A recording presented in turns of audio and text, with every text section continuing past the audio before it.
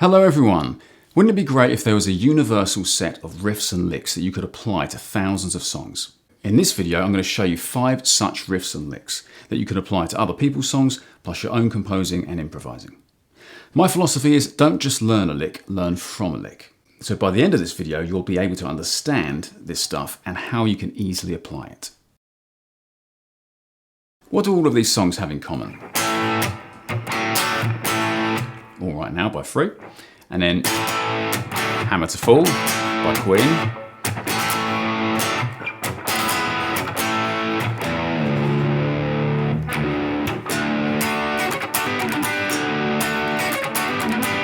Let's Place Your Hands by Riff, Start Me Up by the Stones, or Brown Sugar, also by the Stones, and Sultans of Swing. I could do this all day. Thousands of songs use the same 2 triads. This one looks like a little A-shaped bar chord, and this one. And I'm going to show you not only what those songs are doing, but also how you can apply this right in the middle of your own playing. You could be doing a gig or recording. Maybe you're getting bored with the chords you're playing. You can elaborate on those chords by adding this kind of little triad trick. So first of all, let's do this down here. Let's play a little mini chord of A. So rather than playing an A like that, I'm barring those 3 notes with my index finger. Naturally, as well as the D, G and B string, the top E gets barred in the process. I just don't play with this hand. Or I allow myself to slightly lean my finger back like that. So we play that, just those 3 notes. And then the next triad is this. You add your middle finger on the 3rd fret of the B string and your 3rd finger on the 4th fret of the D string. Okay, now regardless of what song you're playing or where this is, it's always the same kind of distances between these fingers. So we've got this. And in this case, this is kind of like a D over an F sharp bass note. So we've got... And you can play this kind of thing in any order. You can play this triad, then this one. Some songs do the opposite, like Sultans of Swing, where you've got... And here it is in reverse. And it does a kind of pull off. It holds those 3 notes, 7, 5, with a bar if you want, and 6. You play that, play again, and pull off, and then re-pick this. Whereas something like Hammer to Fall strums, and then adds these 2. And it shifts over. Now this is how you would apply this to your own playing. So you could be doing this with a chord of C using an A-shaped bar chord. You can be strumming away, getting bored, and then suddenly...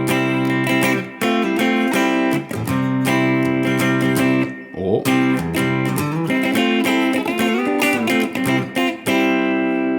Any kind of combination. And all you do is you take that triad there and you put your 1st finger on that triad instead. And you've still got a C, by the way. That little bit there is all you need to play a C chord. And then you can add that on a whim.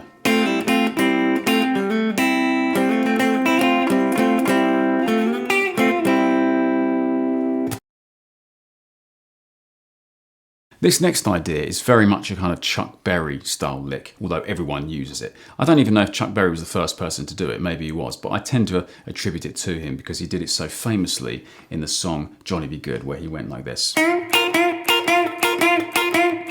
So it's not really a riff, it's more of a lick, and it leads nicely into other things. So let me show you how this works. Let's do this in the key of A minor over pattern 1 of the pentatonic scale. So we're going to play 7 on the G string, and we can bend that up, ideally with 2 or 3 fingers. And then we play the B string and E string on the top 2 strings, either together or separated. Together you get this on a loop, and separated. And you can do this and then go into other parts of the scale. For example, I could go... Or... What I'm doing, by the way, with the bend is I'm not returning it. I'm not going up and down. I'm going up. And as I go to play the next 2 notes, my pick accidentally, or my picking hand accidentally chokes that G string. So I'm ready to play the next 2 notes. And it's great because it accidentally stops the bend at the top for me. I don't think too hard, it kind of does it for me. And then you can just play the scale maybe in reverse. So it's used in all kinds of things. It's used in Nothing Else Matters by Metallica. It's used in Hotel California in B minor. And so on. Loads of songs use it, and it's definitely something you need in your bag of tricks. By the way, a slight variation of this is you can bend up, and instead of playing the first finger there, you can play pinky. And you get the kind of country sound. It's more major. And that pinky was on the 8th fret, by the way. You can play all of them together.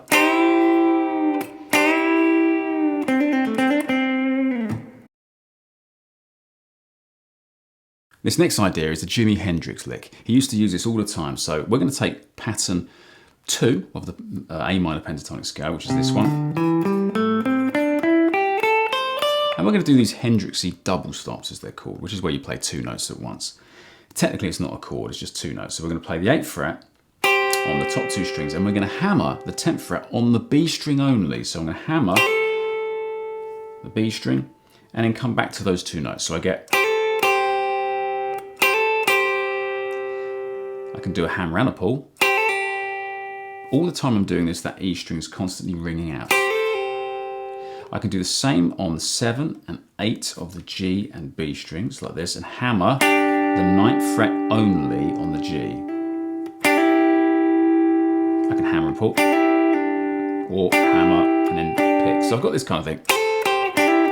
Or in pattern 1, you've got the same thing on the G and the B string with a mini bar. You can bar those 2 and hammer 7 on the G, a string thicker and a string thicker. Put it all together, we get this kind of thing.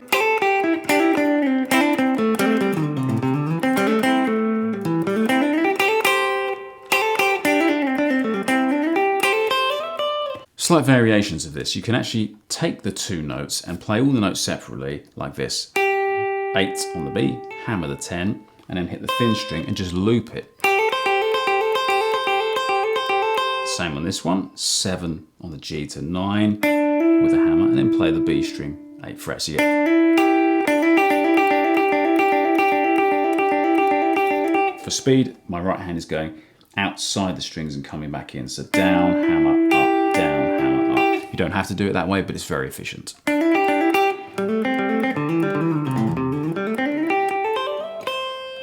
You can also find this in pattern 4. You've got pattern 4's here. And I'm going to play 12 on the G, 13 on the B. I'm still in the key of A minor, by the way, or C major. I can do this on the middle 2 strings of the 12th fret. This next idea is called sixths, which is really hard to say. You've got Soul Man.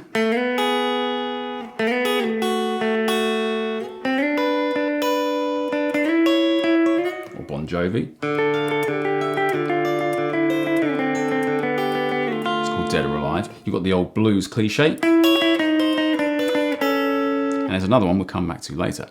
So these are called major and minor sixths. So basically you can do it on any string, but it works really nicely on the thin string and the G string. So for example, a minor sixth looks like this. It sounds a bit dark and minory. So I'm playing 14 on the G and I'm playing 13 on the top E. So that Bon Jovi song, for example, plays the open D and then plays G, B, G.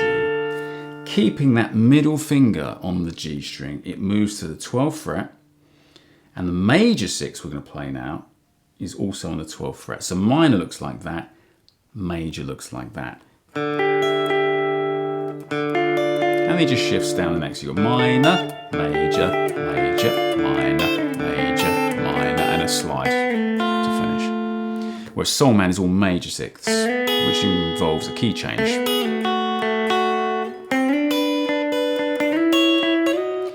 Now the blues kind of cliche that we often use at the end of a blues, in say the key of A, is to do this where we climb down with sixths to a chord of A. So we've got this 9 on the G and top E, and I'm going G, E, G string, down a fret, down another fret, and then a minor 6. So I've got 6 here, 5 here, and I hit those 2 together with my pick and my middle finger. So we've got...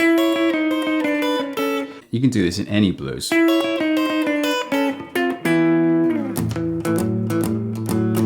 Now you can do this in your own playing when you're, say, improvising. Let's say you're in the key of A minor. You can literally, by ear, move around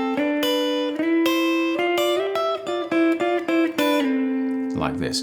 Now, I say by ear, that takes a bit of practice. You're only ever going to be one fret out if you're wrong, and your ear will tell you straight away. And your only two options are major and minor.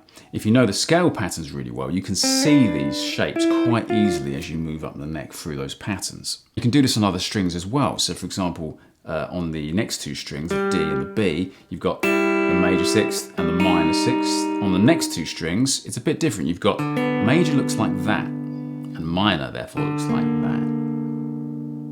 On the next two strings it's the same, major, sixth, minor sixth. Here's an example, minor sixth, Hendrixism. Okay, so that was John Mayer's Slow Dancing in a Burning Room with a minor sixth, and then a little run down, and then a little Hendrix kind of thing there. There is another way of playing sixths, but they're really difficult.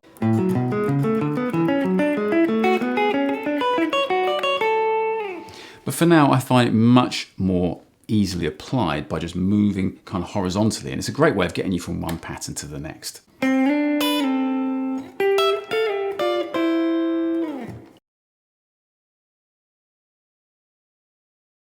Now, this last idea is one that there's a good chance you already know it, or at least you've heard it. It's kind of like a bluesy chug, that kind of thing. And we're going to start with a few examples, but then we're going to apply something we did earlier, sixths, to that to make it more interesting, like this. But first of all, the basics. So a bluesy kind of chug, for example, Bang a Gong by T-Rex, Nutbush City Limits by Tina Turner, Walk of Life by Dire Straits, and so on. Loads of examples use this kind of thing. Not necessarily where I'm playing it, sometimes it's a string thicker. Now let me show you the common ones. Here's a common way of playing a blues in A. You hit the open A string, and you hit 2 on the D string. You hit both those together, and you can do that maybe a couple of times, and then move to the 4th fret on the D string while still playing the open A. So you get 2 of each. But it sounds a bit kind of lumpy and boring. So what we tend to do is we tend to accent the first beat like this, and then the next one we hit kind of gently, maybe even just hit the A string. So you get 2 strings, then just 1. Do the same on the 4th fret, 2 strings, then just 1. So you get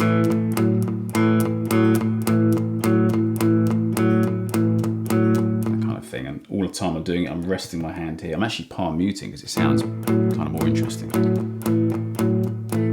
You can even do a slight variation where you go 2 of this, 1 of that, and then come back here a bit earlier. So you get 1, 2, and off, and off. Or you can add the 5th fret,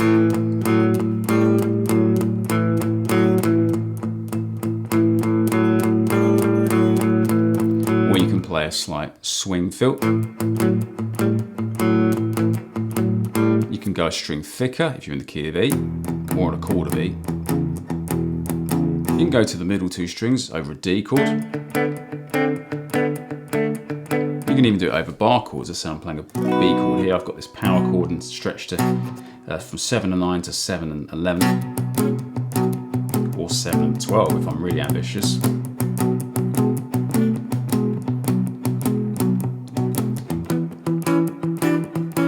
Etc. But let's see how we can add those sixths that we learned earlier to make an open string kind of blues thing more interesting. So let's take an A chord. Let's imagine we've got a blues that goes from A for 4 bars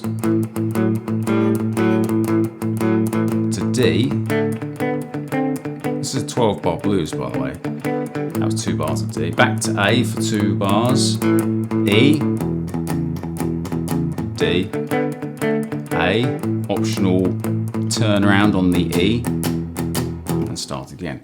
So on the A, what we can do is we can play a 6th here with an open A string, and then a minor 6th, and then a major 6th, and the 5th fret, back to that minor 1, 4 and 3. So I've got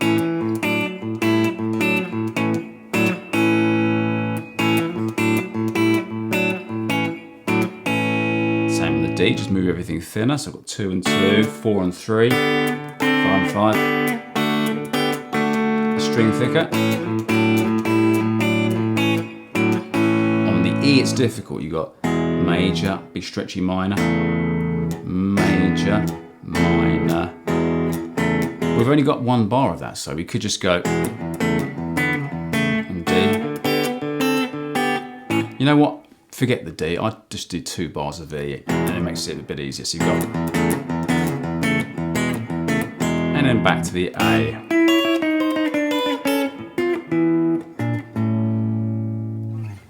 So we can actually combine a great number of these ideas that we've done. We could even put a little Chuck Berry thing at the end there as well if we want to. Thanks for watching, people. I hope some of those were useful too. In fact, I know that they will be. If you really assimilate those ideas, you'll find at some point you'll use them. It might be in a gig, an improvisation, a composition, who knows, but you'll find them useful, I promise. So anyway, if it was useful to you, any of that, please click like and subscribe. You'd be helping me massively.